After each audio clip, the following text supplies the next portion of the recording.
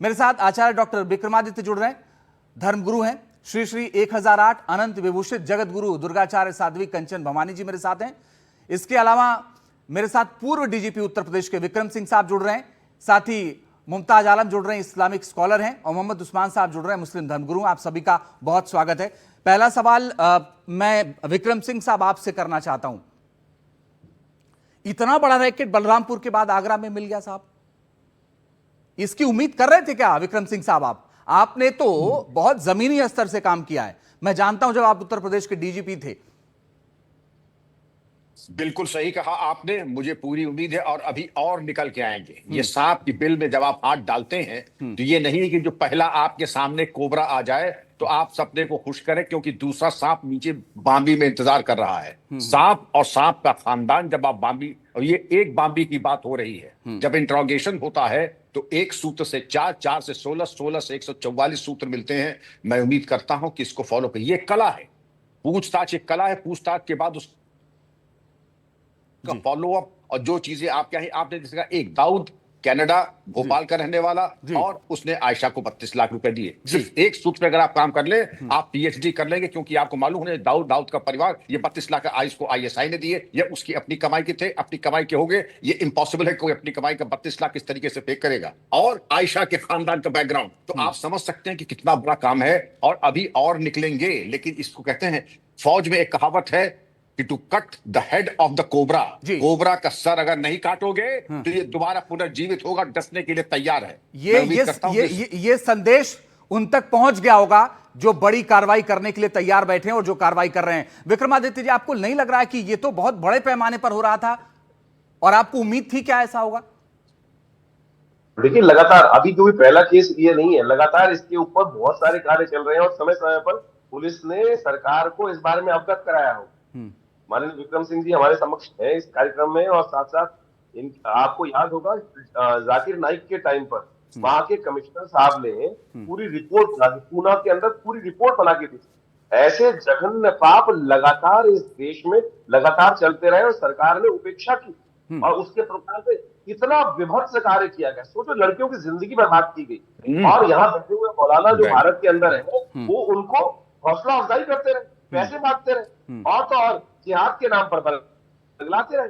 जिस प्रकार की स्थिति हमें समझ में आती है, ये लगातार चल रही है, एक के बाद एक चल रही है। अभी तो 2 केस अभी कह रहे हैं कि 2 आपके योगी जी की सरकार ने पकड़े हैं, ऐसे हर इलाके में चल रहे हैं साहब। और लगातार आप माने विभिन्न मीडिया चैनल्स ने समय समय पर इस बात की गवाही दी है कि कैसे हाथ पे कलावा बांधकर किस प्रकार से लव जिहाद और बहुत सारे और कारण, धर्म परिवर्तन के बहुत सारे एग्जांपल्स। आपको दिल्ली में याद था कि एक केस था जिसके अंदर स्टेज पे खड़े होकर, जिसका नाम मुझे अभी याद नहीं आ रहा है, वो मौलाना साहब थे। उन्होंने कहा कि मैंने हजारों लोगों का एफिडेविट के साथ धर्म परिवर्तन कराया। जब तक ये धर्म परिवर्तन, यानी मुझे बताइए आप लोगों को कैसे ब्रेन वॉश करें।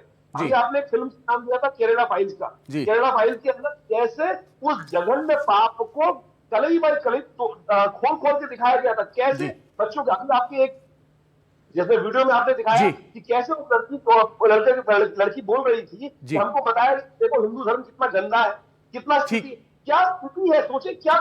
मैं सहमत हूं विक्रमादित्य जी आपकी बात से। मोहम्मद उस्मान साहब, आपको नहीं लगता कि ये जो फंडिंग की बात सामने आ रही है, तमाम बातें सामने आ रही हैं, ये हम लोग तो हैरान हैं।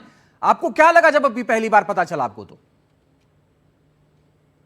देखिए, जहां तक इस पूरे मामले का ताल्लुक है, मैं विक्रम सिंह जी की बात से सहमत हूं। यकीनन जिस तरह की बात सामने आई है उस पर पूरा इन्वेस्टिगेशन होना चाहिए और आखिरी उसकी जड़ तक पहुंचा जाना चाहिए। लेकिन मैं यहाँ अगर बात करूंगा तो मैं सबसे पहले अपने उस मजहब का असली रुख साफ किए देता हूं, और मैं उस ऑथेंटिक, यानी जो मेरे मजहब की जो बेस है वो कुरान है। तो कुरान में जबरदस्ती के लिए मना है, ला इकराहा फिद्दीन, यानी किसी भी कीमत आप दीन में कोई जबरदस्ती नहीं करेंगे। फिर इसमें क्योंकि ये लव जिहाद यानी महिलाओं से, लड़कियों से जुड़ा मामला है, तो इस सब के लिए भी हुक्म दिया गया है कि ए ईमान वालों, तुम्हें हलाल नहीं कि औरतों के वारिस बन जाओ जबरदस्ती।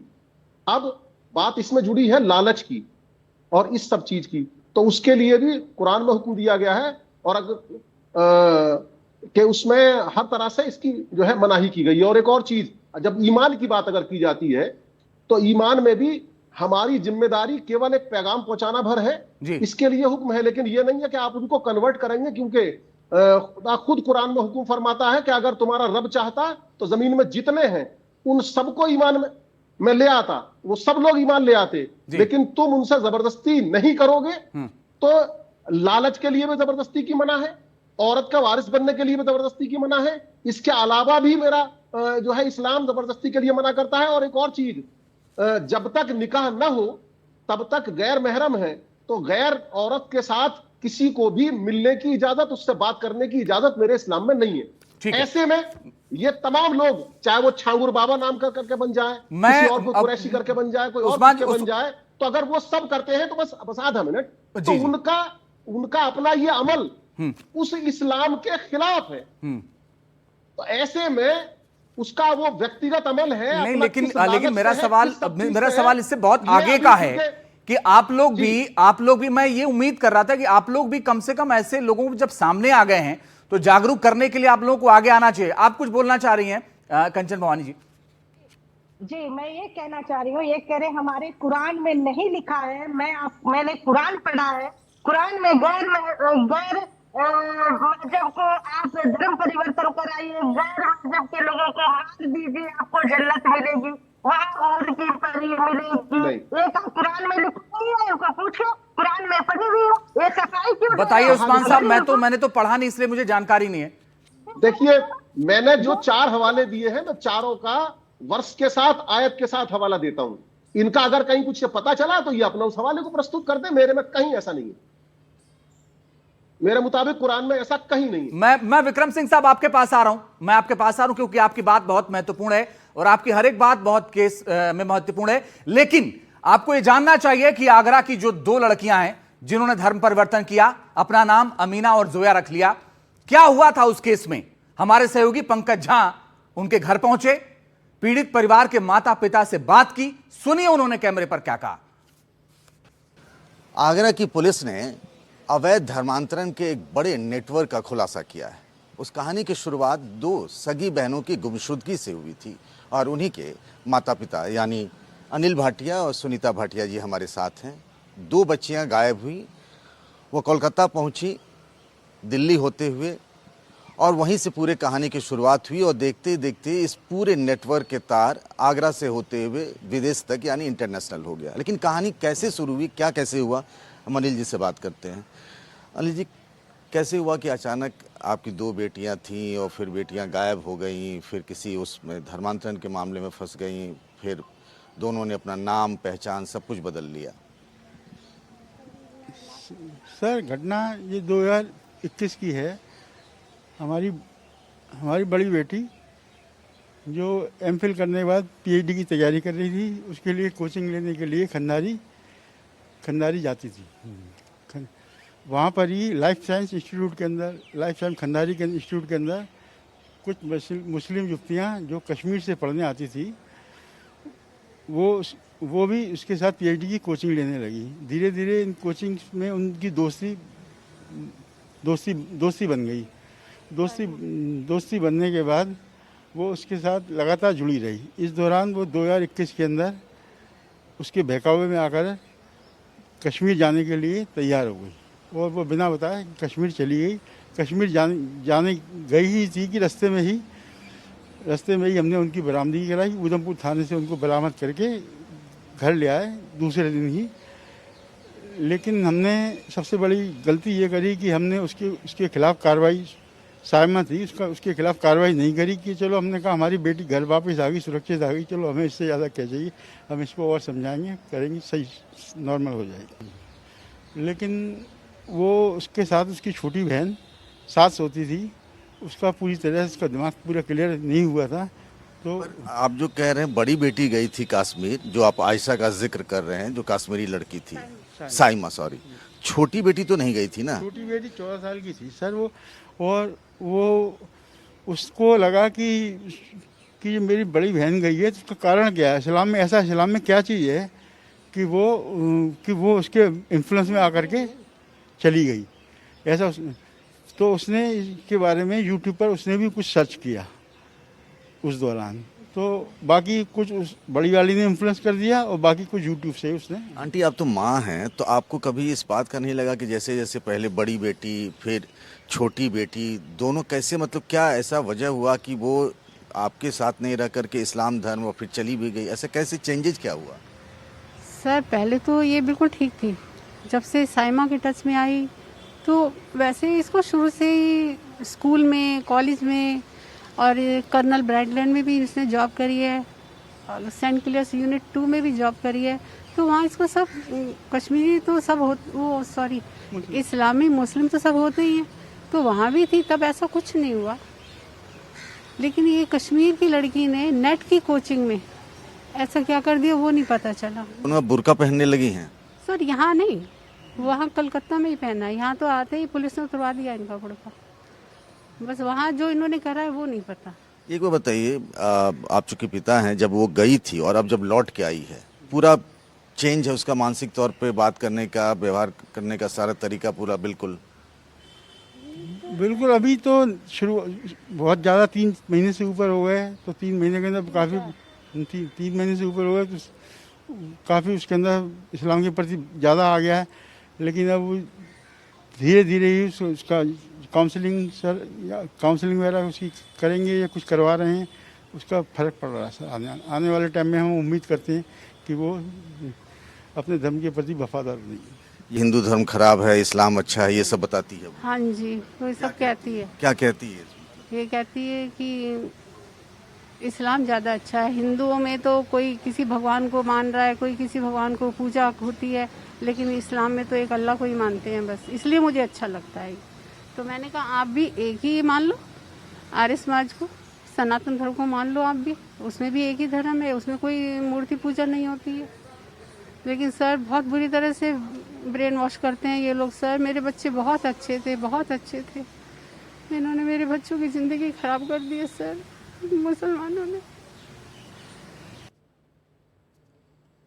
एक मार हो रही है कैमरे पर कि बच्चे बहुत अच्छे थे लेकिन ब्रेन वॉश कर दिया, और उसके बाद क्या कुछ हुआ आपके सामने है। विक्रम सिंह साहब, आप कुछ कहना चाह रहे थे सर, कह लीजिए, फिर मैं आप बाकी लोगों के पास भी जाऊं। जी, मैं सिर्फ एक वाक्य कहना चाहूंगा। हमारी एसटीएफ हो, एटीएस हो, उसमें बड़ी संख्या में हमारे बड़े फर्माबरदार मुस्लिम अधिकारी हैं। और इस प्रकरण में हम केवल ये देखें कि जो अपराधी है, हम मजहब की बात न करके देख ले। अभी आपने देखा होगा बलरामपुर से जो अफसर पकड़ा गया हिंदू है, एक आईपीएस अफसर का नाम आ रहा है, वो भी हिंदू मुस्लिम हम न करके राष्ट्र विरोधी तत्व और ऐसे तत्व जो कि धर्म की आड़ में लेके उल्लू सीधा कर रहे हैं, नाजायज पैसे मिडिल ईस्ट से ले रहे हैं और हराम की कमाई खा रहे हैं, हम केवल इतनी बात करें, वो अपराधी हैं। और जो मौलाना साहब ने कहा, काबिल एहतराम मोहम्मद उस्मान साहब ने, उन्होंने बिल्कुल वजह फरमाया है। और मैं उनकी बात को तायद करते हुए मैं ये कहूंगा, सिर्फ ये देखिए कि ये क्रिमिनल्स हैं, एंटी नेशनल्स हैं, यूएपीए के प्रसाद के हकदार हैं, हम केवल इतनी बात कर लें। अभी आप देखेंगे कि इसमें बराबर का है। इसको अगर हम लोग इस चश्मे से न देखें, हिंदू और मुस्लिम, अपराध और अपराधी नेशनल और एंटी नेशनल के चश्मे से देखें, उतना ही हम अपने ऊपर कृपा करेंगे। बिल्कुल सर, सही कह रहे हैं आप, आपने सही रास्ता दिखाया है। मुमताज आलम, मैं एक चीज आपसे समझना चाह रहा हूं, इस पूरे रैकेट में अलग अलग तरीके के नाम आए, बलरामपुर के बाद आगरा में आ गया, कल को पता नहीं कहां से निकल के आ जाएगा, हो सकता है वो इससे भी बड़ा हो, लेकिन कुछ तो चल रहा है ना इस देश में। बहुत बहुत शुक्रिया अजीत जी आपका। और तमाम बातें हमने सुनी और मुझे लग रहा है कि एक बात नहीं हो रही कि ये सरकार का बहुत बड़ा फेल्योर है, क्योंकि बात सिर्फ धर्मांतरण के लिए ही। और मैं 2 चीज़ें हर चैनल पे कहता हूँ कि एक तो इसको झांगुर को बाबा ना कहा जाए और दूसरा इसको धर्मांतरण ना कहा जाए।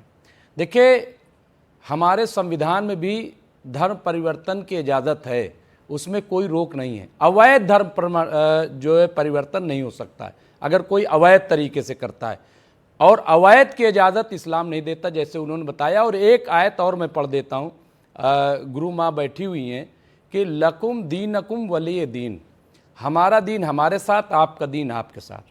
ये कुरान ऐलान कर रहा है, यानी कुरान जो है वो सामने वाले दीन को भी कह रहा है कि वो भी एक दीन है। तो जब ये ऐलान है तो फिर आप लोग क्यों इस बात को नहीं मानते हो कि जो गलत कर रहा है, जैसा कि अभी डीजीपी साहब ने कहा, बिल्कुल सही कहा कि ये क्रिमिनल ऑफेंस है और उसको क्रिमिनल एक्टिविटीज़ के साथ देखना चाहिए, नंबर 1। नंबर 2, ये कि ये बहुत बड़ा नेक्सस है, मुझे लग रहा है ये धर्म के आड़ में बहुत बड़ा खेल है, रैकेट है, और उसको उसी तरीके से देखना चाहिए। एक चीज़ जो इसमें बीजेपी के लोग कर रहे हैं, अब वो उन्हें नहीं करना चाहिए। ये पोलराइजेशन की सियासत राजनीति की तरफ बात इसको अभी ले नहीं जा कर रहे हैं। रहा हूं मुमताज आलम। नहीं, एक मिनट, हो सकता है एक कि मिनट, मैं अगली डिबेट इस पर कर लूं तो मैं उस पर आप बोल लीजिएगा जब अब चूंकि आप बीजेपी को लेके बोल रहे हैं, कोई है नहीं बीजेपी का, इसलिए मैं चाह रहा हूं कि छोड़ दीजिए अभी बीजेपी को। बाकी क्यों छोड़ दें? हाँ, क्यों छोड़ दें? सरकार भाजपा की है। हाँ, ठीक क्यों है। छोड़ देंगे? बिल्कुल उंगली क्यों छोड़ देंगे? हाँ। ये सरकार जिम्मेदार है इसकी। बिल्कुल सही, आप सवाल केंद्र में एक सरकार है, वाजिब है सवाल उठाइए। स्टेट में सरकार है। क्यों ऐसा हो गया? विक्रमादित्य कोई जी। नई बात तो है नहीं। विक्रमादित्य जी, ठीक है, अच्छी बात करें। आप उसके ऊपर अंकुश नहीं लगा सकते, आप उसको होने नहीं, बिल्कुल नाकामी है सरकार की, क्यों छोड़ देंगे हम? कह रहे छोड़ दीजिए।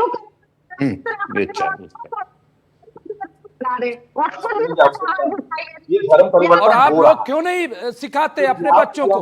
क्यों नहीं बताते? कंचन भवानी जी, आपके ऑडियो में थोड़ी सी प्रॉब्लम है, वो ठीक हो जाए फिर मैं आपके पास आ रहा हूं। आचार्य विक्रमादित्य और मुमताज आलम को रखिए।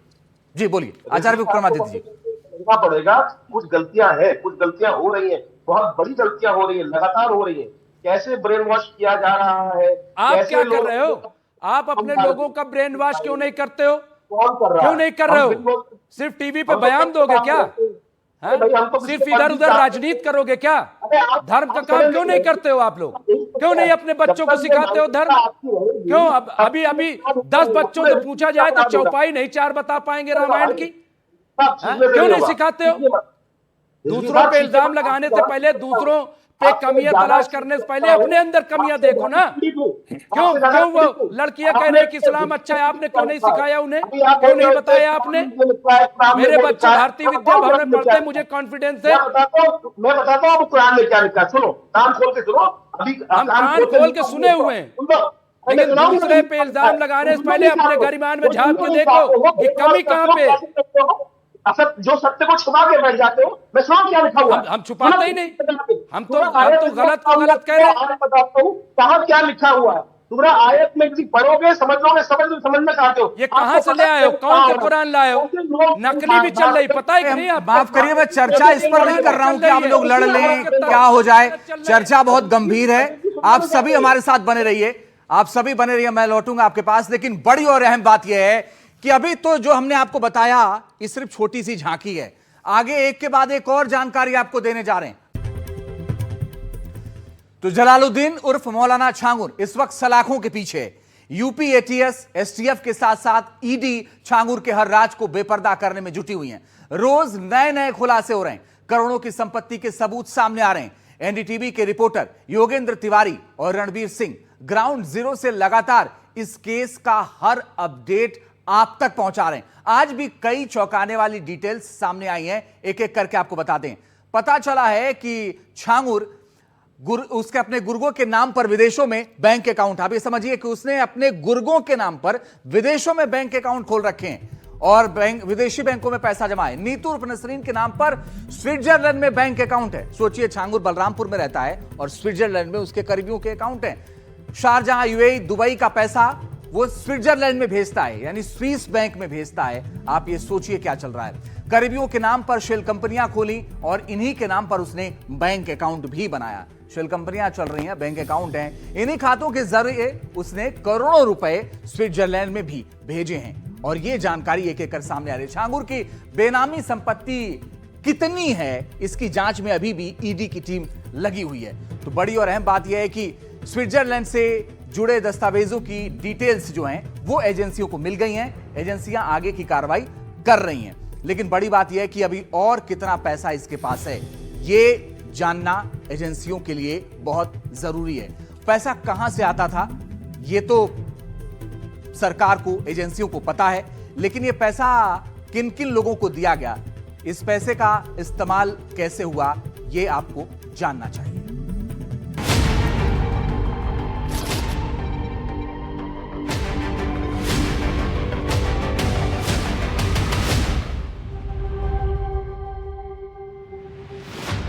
इस चेहरे पर मत जाइए।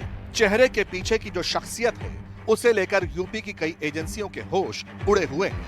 ऐसे ऐसे खुलासे हो रहे हैं जिसका तस्वुर तक किसी ने नहीं किया। सोचिए, एक शख्स जो कुछ साल पहले तक साइकिल पर चला करता था, अंगूठी और तावीज बेचता था, वो स्विट्जरलैंड और पनामा के अंदर बैंक खातों में करोड़ों रुपए जमा कर चुका था। किसी को शक न हो इसलिए ये खाते खुद के नाम से नहीं बल्कि अपने गुर्गों के नाम पर खुलवाए। सवाल है कि जांच एजेंसियों को इन दस्तावेजों के बारे में पता कैसे चला।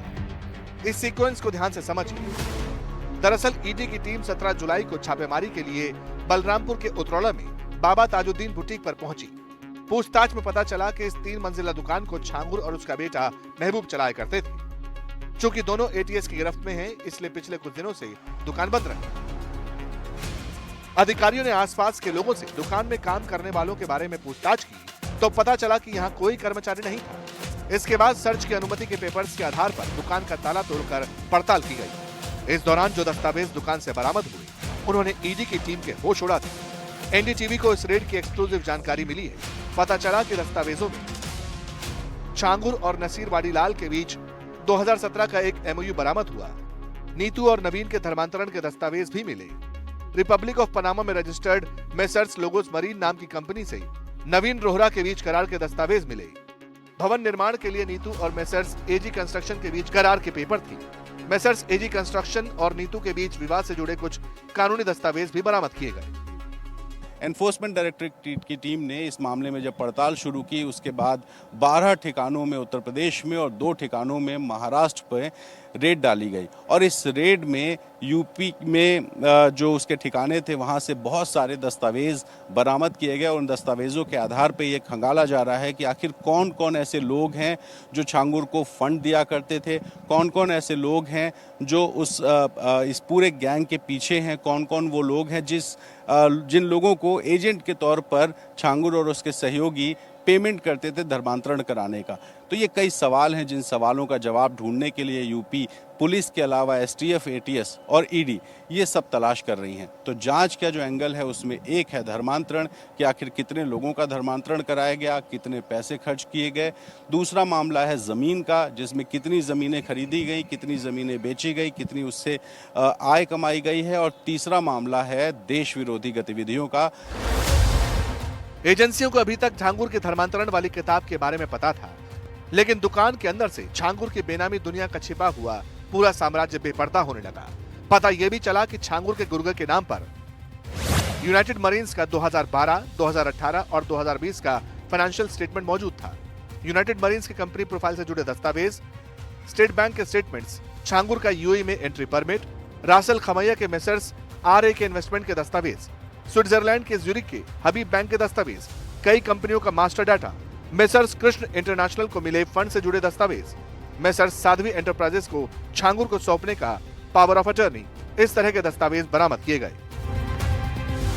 हबीब बैंक एजी ज्यूरिख के स्विट्जरलैंड समेत 11 देशों में शाखाएं हैं। जांच एजेंसियों को ऐसे कई सबूत मिले जिनसे पता चलता है कि जो पैसा इस धर्मांतरण गिरोह के पास है वो अनअकाउंटेड मनी है, यानी ब्लैक मनी। इसी को लेकर ईडी अब हवाला मनी लॉन्ड्रिंग के नेटवर्क की कड़ियां जोड़ने में जुटी हुई है। योगी आदित्यनाथ पहले ही कह चुके हैं, अवैध धर्मांतरण के किसी भी आरोपी को बख्शा नहीं जाएगा। अभी बलरामपुर में एक बड़ी कार्रवाई को हम लोगों ने आगे बढ़ाया है। आपने देखा होगा, उसने रेट तय किए थे। यानी कैसे धर्मांतरण के कार्यक्रम को आगे बढ़ाना है,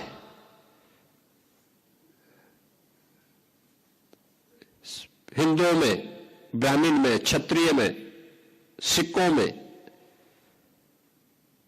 अन्य ओबीसी जातियों में, अनुसूचित जाति जनजाति के लोगों को कैसे धर्मांतरित करना, सबके रेट उसने तय किए हुए थे।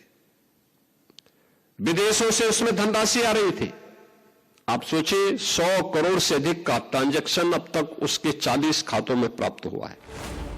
ईडी के अलावा यूपी एटीएस का शिकंजा भी जलालुद्दीन के नेटवर्क पर कसता जा रहा है। एटीएस की टीम ने लखनऊ के चिन्हट इलाके से राजेश कुमार उपाध्याय नाम के शख्स को धर दबोचा। बताया जा रहा है कि राजेश कुमार छांगुर का बेहद करीबी है। राजेश उपाध्याय पर आरोप है कि वो लंबे समय से छांगुर गैंग की गतिविधियों में सहयोगी की भूमिका निभा रहा था। जानकारी के मुताबिक वो पेशे से कोर्ट में पेशकार रह चुका है और छांगुर के इशारे पर कोर्ट से केस मैनेज करने, आदेश निकलवाने और विरोधियों को फंसवाने जैसे काम करता था। जो जानकारी सामने आई उसके मुताबिक छांगुर ने राजेश कुमार की पत्नी को पुणे की एक प्रॉपर्टी में हिस्सेदारी दे रखी थी, जिसमें से उसे मुनाफा भी मिलता था।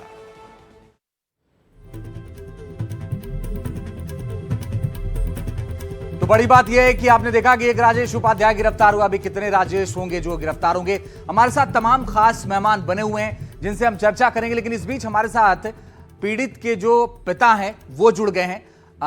मैं आपकी पहचान उजागर नहीं कर रहा हूं, इसलिए नाम नहीं बता रहा हूं टीवी पर, लेकिन ये जरूर आपसे उम्मीद मैं कर रहा हूं कि अब आप आगे आए हैं तो कम से कम पूरी मदद करिएगा ताकि और इसमें कोई ना फंस पाए। और पहला सवाल मेरा आपसे यह है कि कब आपको पहली बार लगा कि बेटी का ब्रेन वॉश हो गया है?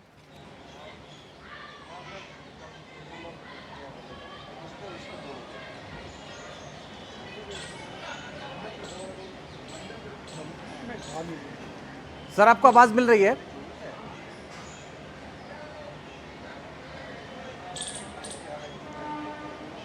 सर, आवाज मिल रही है आपको? चलिए, उनसे दोबारा संपर्क करने की कोशिश करूंगा। लेकिन कंचन भवानी जी, मैं आपसे बात बीच में कर रहा था, ऑडियो की वजह से बात नहीं हो पाई थी। अब आप मुमताज आलम की बात का जवाब दे सकती हैं। देखिए, जितने भी ये जिहादी लोग हैं, सबसे पहले पूरे देश से मैं ये कहूंगी मदरसा हटा देना चाहिए। ये इस तरह से ब्रेन वॉश करते हैं हमारे सनातनियों का, और मदरसे के आड़ में ये लोग आतंकवादी गतिविधि करते हैं।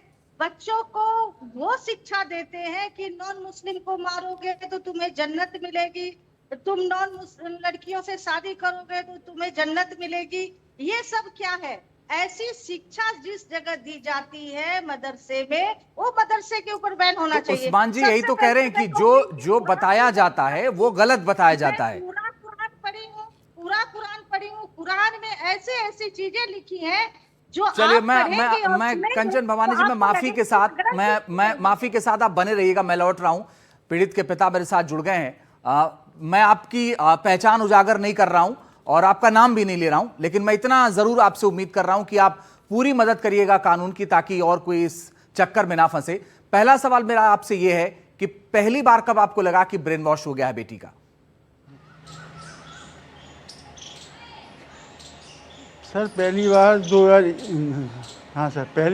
2021 फरवरी के अंदर हमारी बेटी डॉक्टर की तैयारी कर रही थी, एमफिल की, पीएचडी की तैयारी कर रही थी। इस दौरान यहाँ पर कुछ कश्मीरी लड़कियाँ लाइफ साइंस इंस्टीट्यूट के अंदर पढ़ने आती थी, और हमारी जब बेटी पीएचडी की कोचिंग ले रही थी तो इस दौरान उसकी एक दो मुस्लिम मित्र उसकी दोस्त बन गई जी, और उससे उसकी दोस्ती गहरी हो गई। तो उन्होंने उसका जो है इस्लाम के प्रति उन्होंने उसको समझाना शुरू किया जी। धीरे धीरे वो इस्लाम के प्रति आकर्षित होती चली गई, और एक दिन वो फरवरी 2021 में जी बिना बताए घर से चली गई। कश्मीर जो लड़की थी सायमा और खुशबू, वो उधमपुर निवासी कश्मीर की थी जी। तो वो जब बिना बताए चली गई तो जम्मू तक पहुंची।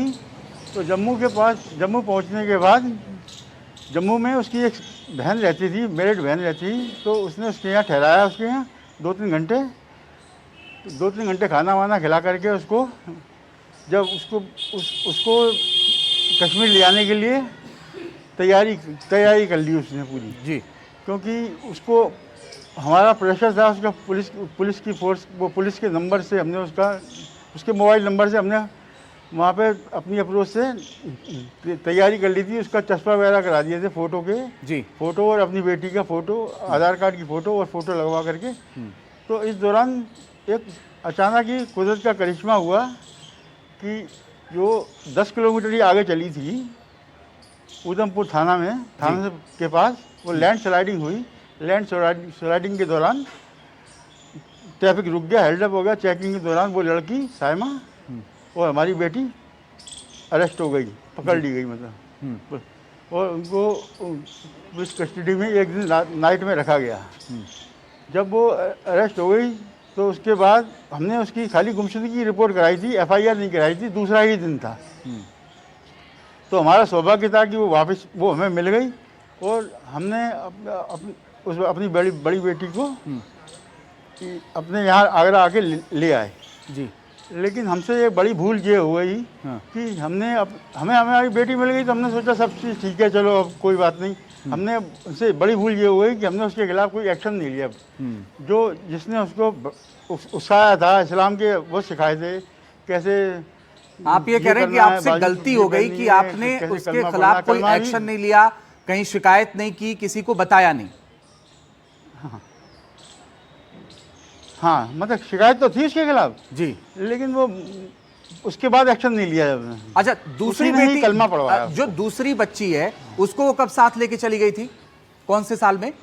हाँ नहीं उसको हाँ वो अभी गई है जी। ऐसा है जब उसको बड़ी बेटी को जब पता चला, जब छोटी बेटी को पता चला, वो उससे 10 साल छोटी है, छोटी बेटी को पता चला कि उसने ऐसा इस्लाम में क्या है कि मेरी बड़ी बहन कैसे इन्फ्लुएंस हो गई, कैसे प्रभावित हो गई कि वो चली गई। तो उसने यूट्यूब से सर्च किया इस्लाम के बारे में और पढ़ा थोड़ा बहुत उसने समझाया बड़ी वाली ने।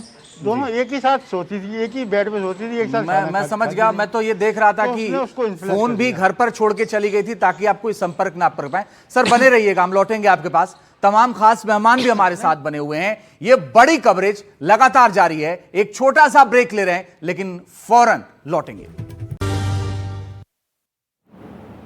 तो बड़ी कवरेज हमारी लगातार जारी है। ऑपरेशन अस्मिता छांगूर पार्ट 2 और आगरा से नया खुलासा हुआ है। विक्रम सिंह साहब, मैं एक छोटा सा जवाब आपसे चाहता हूं। राजेश को तो गिरफ्तार कर लिया गया है, मगर एक खबर यह भी है कि जब भी कोई शिकायत करता तो वो 156(3) के तहत भी मुकदमा करा देता और फिर उनको शांत कर देता। ये कितने लोग इसमें मिले हैं सर? ये तो बहुत छोटा बोहरा है। राजेश उपाध्याय बहुत छोटा है। अब देख लीजिएगा, जो भी डीएम एसएसपी में बहुत बड़ा आरोप लगा रहा हूं, 5 साल से जो भी डीएम एसपी बलरामपुर में थे, सीईओ और एडिशनल एसपी थे, एडीएम थे, उनकी जिम्मेदारी है। मैं तो कहूंगा चौकी से लेकर के एसपी तक और तहसील से लेकर के डीएम तक आपके नाक के नीचे ये फल फूल रहा था। अब ये तो बराबर के हिस्से मार दे, ये अव्वल दर्जे के थे नालायक, आपको अपना काम नहीं आता था, तभी ये हुआ। और दोनों ही बातों में आपको होना चाहिए बर्खास्त। इन अधिकारियों के ऊपर भी यूएपीए का मुकदमा, इनको बर्खास्त और इनके पेंशनरी ड्यूज होने चाहिए खत्म। हम लोगों के टाइम में यही होता था। आपके नाक के नीचे हो, आप कर क्या रहे थे, किस बात की तनख्वाह आप ले रहे थे? मैं इनको भी ब्लेम करता हूं। बड़ी बात कह रहे हैं सर, बड़ी बात आप कह रहे हैं। बने रहेगा सर हमारे साथ, और बाकी मेहमान भी हमारे साथ बने हुए हैं। ये बड़ी कवरेज भी लगातार आगे जारी है।